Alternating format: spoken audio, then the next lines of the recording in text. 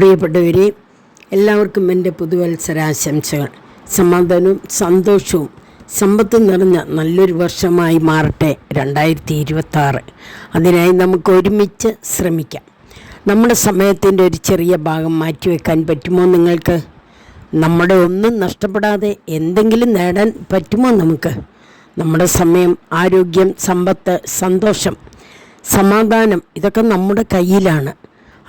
അത് എങ്ങനെ വേണമെന്ന് നിശ്ചയിക്കുന്നത് നമ്മളാണ്. അതുകൊണ്ട് ഇന്നു മുതൽ നമ്മുടെ നാടിനും സമൂഹത്തിനും ഭരണകർത്താക്കൾക്കും വേണ്ടി നമ്മളൊരു ചെറിയ കാര്യം ചെയ്യുന്നു. ഫലമോ വിശ്വസിക്കാനാവാത്ത മാറ്റം സംഭവിക്കും. എനിക്ക് 100% വിശ്വാസമാണ്. നിങ്ങൾക്കും സാധിക്കും.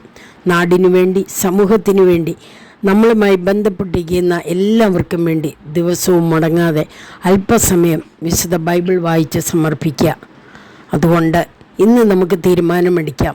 2026 ഞാൻ ദിവസവും ബൈബിൾ വായിച്ചു തുടങ്ങും. പുതിയ നിയമം ഇന്നു മുതൽ നമുക്ക് വായിച്ചു തുടങ്ങാം.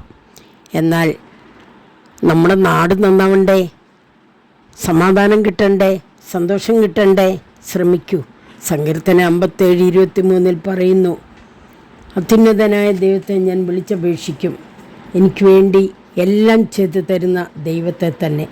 അവിടുന്ന് സ്വർഗത്തിൽ നിന്ന് സഹായമയച്ച് എന്നെ രക്ഷിക്കും. എന്നെ ചവിട്ടി മെതിക്കുന്നവരെ അവിടുന്ന് ലജ്ജിപ്പിക്കും. ദൈവം തൻ്റെ കാരുണ്യവും വിശ്വസ്തയും അയക്കും. ദൈവം നിങ്ങളെ അനുഗ്രഹിക്കട്ടെ.